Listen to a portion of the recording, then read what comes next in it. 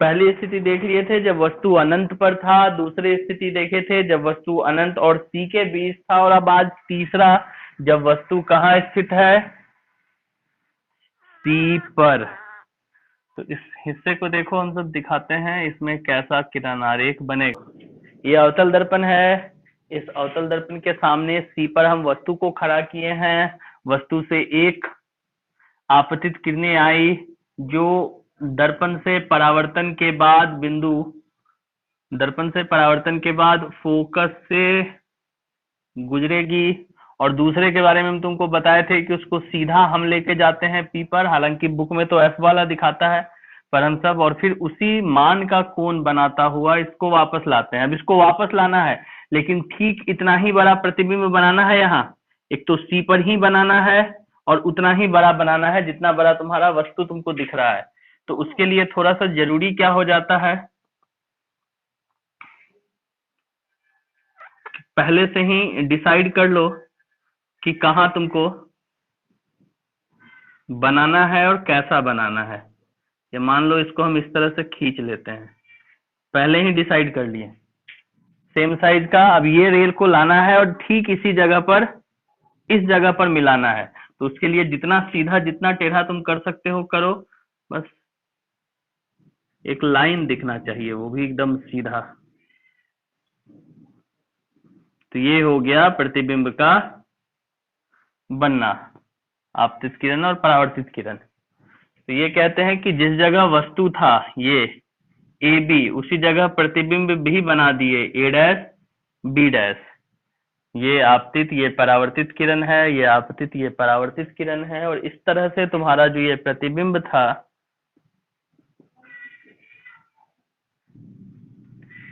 प्रतिबिंब का स्थान सी पर, देखो वस्तु सी पर था, प्रतिबिंब सी पर बना।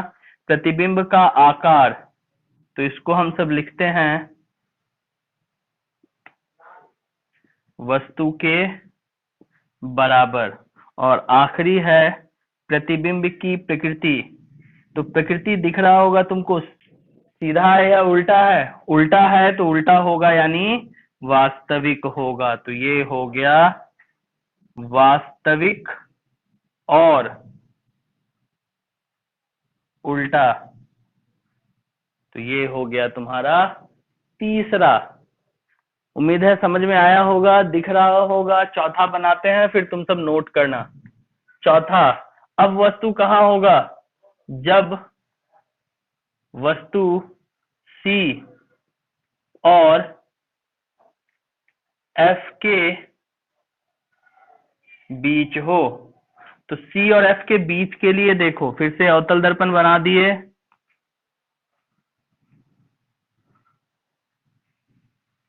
इस अवतल दर्पण में एक प्रधान अक्ष खींच दिए। इस जगह तुम्हारा सी है, इस जगह तुम्हारा एफ है, और इसके बीच में यहाँ एक वस्तु है। वस्तु से फिर से किरण आरेख खींचना है तो एक समांतर लेना होगा जो परावर्तन के बाद फोकस से गुजरेगा, और एक लेना होगा जो सीधा कहाँ जाएगा? पी पर। जितना का कोण बनाता हुआ आया था उतना ही का कोण बनाता हुआ लौट जाएगा। तो ये तुम्हारा बना कहाँ? ये तुम्हारा बना इस जगह पर। तो वस्तु था ए बी, प्रतिबिंब हो गया ए डैश बी डैश। ये आपतित और ये परावर्तित किरण, ये आपतित और ये परावर्तित किरण, इस बिंदु को हम कहते हैं पी। तो इस बार फिर से देख लो, प्रतिबिंब का स्थान, इस बार स्थान कहाँ बना? तो सी और अनंत के बीच। बोर्ड साफ साफ दिख रहा है ना? प्रतिबिंब का स्थान हो गया सी और अनंत के बीच। उसी जगह प्रतिबिंब का आकार हो गया कैसा? वस्तु से बड़ा। और फिर हो गया प्रतिबिंब की प्रकृति। तो फिर से उल्टा नजर आ रहा है। उल्टा है तो तुम कह सकते हो कि ये वास्तविक होगा। तो प्रकृति में हम क्या लिखेंगे, वास्तविक और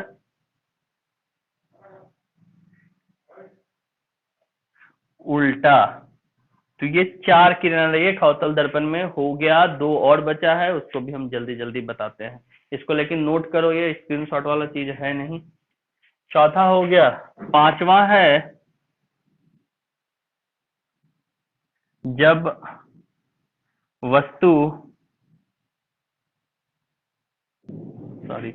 जब वस्तु फोकस पर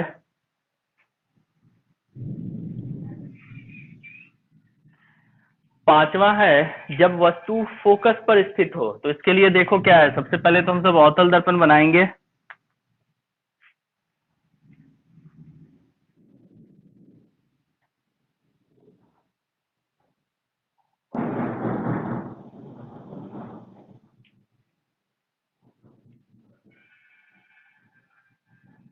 और इस बार वस्तु को खड़ा करेंगे हम एफ पर।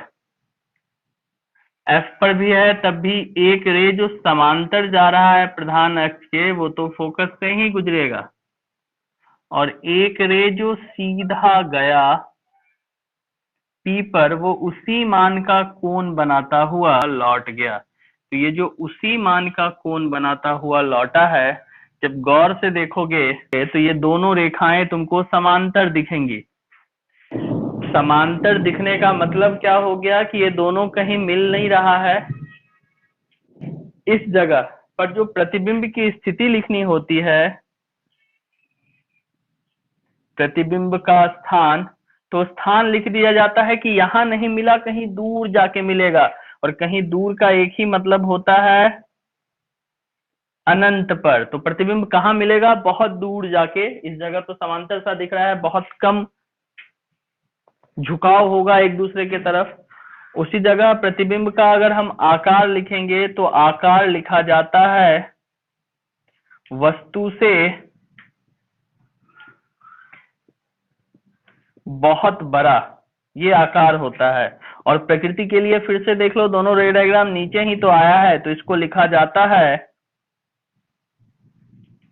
वास्तविक और उल्टा। अभी बनाने में मत लगना, वास्तविक और उल्टा, अभी बनाने में मत लगना। अभी देखो पहले, ये वाला समझ गए।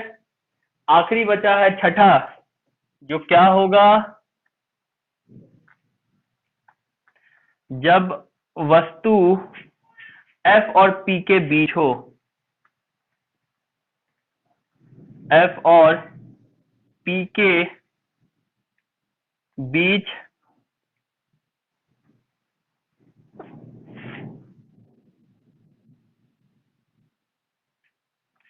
जब वस्तु एफ और पी के बीच स्थित हो, तो इसके लिए क्या होता है।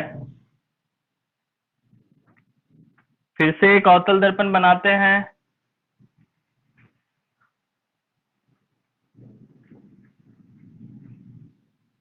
यहां लिखते हैं एफ, यहां लिखते हैं सी, और एफ और पी के बीच में, जो ये पी है, इसके बीच में वस्तु को रखते हैं।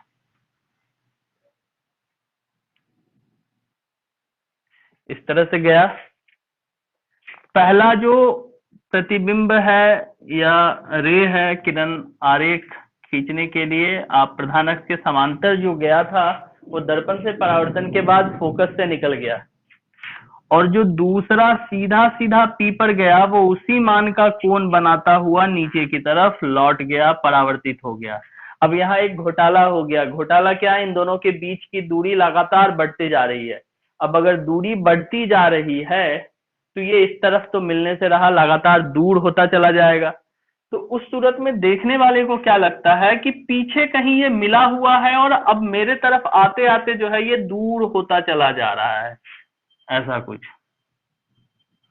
तो इस जगह ये मिलता मिलता हुआ प्रतीत होता है, वास्तव में मिलता तो नहीं है, ऐसा लगता है कि हाँ, इस जगह पर ये मिल रहे हैं। तो इस बार प्रतिबिंब जो बनता है वो दर्पण के पीछे बन जाता है। A dash B dash, A B, इसमें भी नहीं लिखे थे ना हम सब, ए बी। तो इस तरह से इस वाले में हो गया प्रतिबिंब का स्थान दर्पण के पीछे, प्रतिबिंब का आकार वस्तु से बड़ा।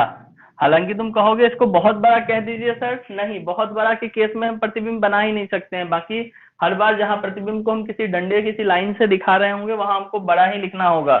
और लास्ट हो गया प्रतिबिंब की प्रकृति। तो प्रकृति इस बार क्या होगा, जब गौर से देखोगे तो समझ में आएगा, अरे इस बार तो प्रतिबिंब सीधा बन गया है, मतलब जैसे वस्तु था वैसे प्रतिबिंब बन गया है। और अगर प्रतिबिंब सीधा बन जाता है तो कहानी में क्या होती है, अगर प्रतिबिंब सीधा बनता है मतलब वो निश्चित ही काल्पनिक होगा। तो प्रतिबिंब हो गया काल्पनिक।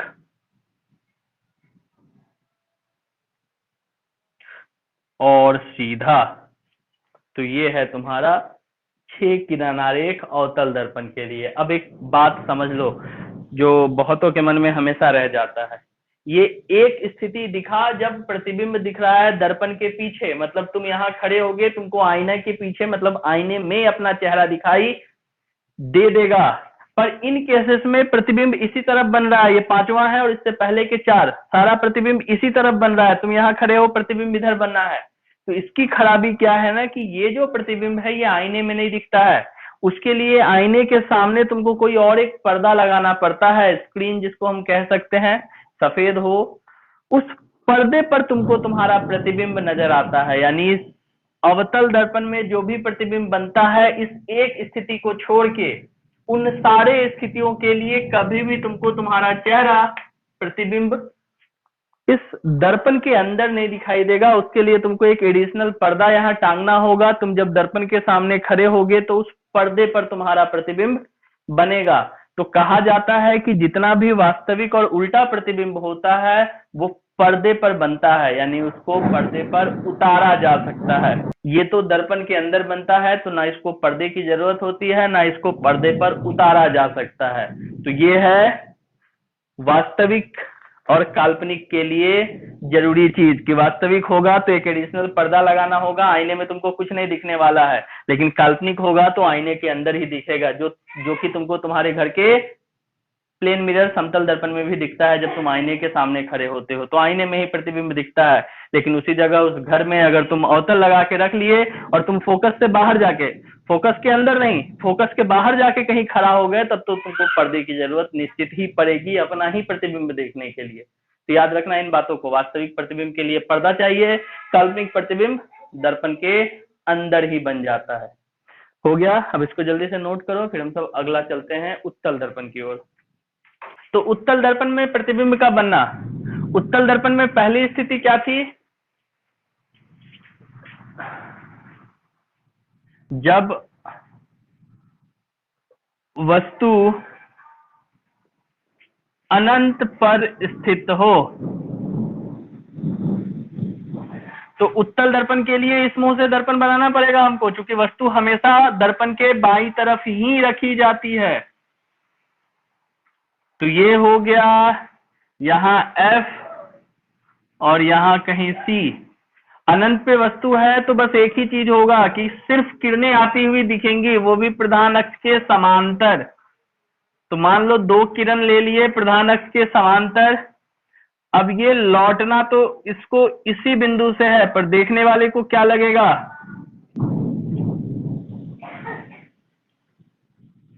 कि ये फोकस से लौट रही है, इसलिए प्रतिबिंब का स्थान फोकस पे, आकार बिंदु मात्र का, चूंकि सिर्फ मिला है फोकस पे, और प्रकृति काल्पनिक और सीधा।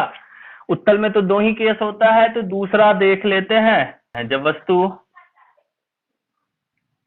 P और अनंत के बीच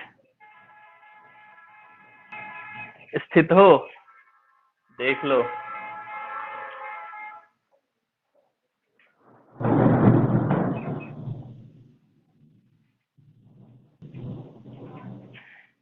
यहां हो गया F, यहां हो गया C।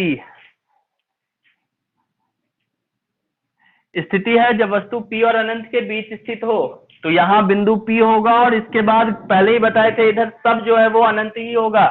तो एक रे इस तरह से आया और ये इसी जगह से लौट गया। देखने वालों को लगा कि हाँ ये जो है ये F से लौट रहा है। इसके अलावा एक रे इस तरह से जाता है कि मानो वो सीधा C पर जाना चाह रहा है। तो तुमको मालूम है कि जो C पर जाना चाहता है वो इसी बिंदु से सीधे सीधे उसी पथ पर लौट जाता है।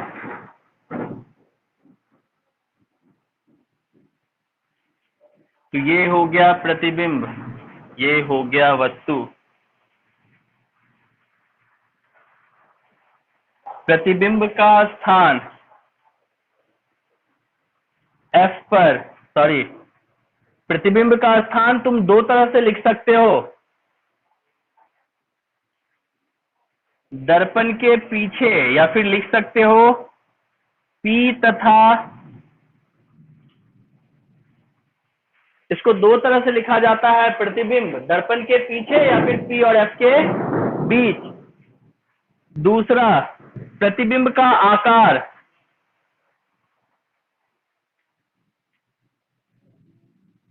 वस्तु से छोटा और प्रतिबिंब की प्रकृति ये हो जाएगी, फिर से देख लो, सीधा है यानी काल्पनिक,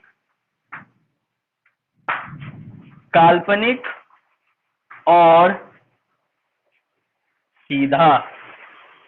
तो ये हो गया तुम्हारा उत्तल का दो किरण आरेख। उत्तल दर्पण में केवल दो ही स्थितियों में प्रतिबिंब बन पाती है, एक ये और एक ये। चलो इसका स्क्रीनशॉट ले लो, इसको घर में नोट कर लेना। और बच्चों ये जो स्क्रीन पर चार्ट नजर आ रहा है तुमको, इन चार्ट को कंप्लीटली भर लेना है उसी आधार पर कि तुमने अवतल और उत्तल दर्पण में प्रतिबिंब को बनते कहाँ कहाँ देखा, उस प्रतिबिंब की सारी स्थितियों को नोट करना है। वो सारा पॉइंट जो मैंने डायग्राम के नीचे लिखा था उसी को तुमको इस कॉलम में बारी बारी से भरना है। तो इस कॉलम को कंप्लीट कर लोगे और उसके बाद बचे हुए चीजों को हम सब अपने अगले वीडियो में देखेंगे। तब तक घर पर रहें, सुरक्षित रहें और सीखते रहें। धन्यवाद।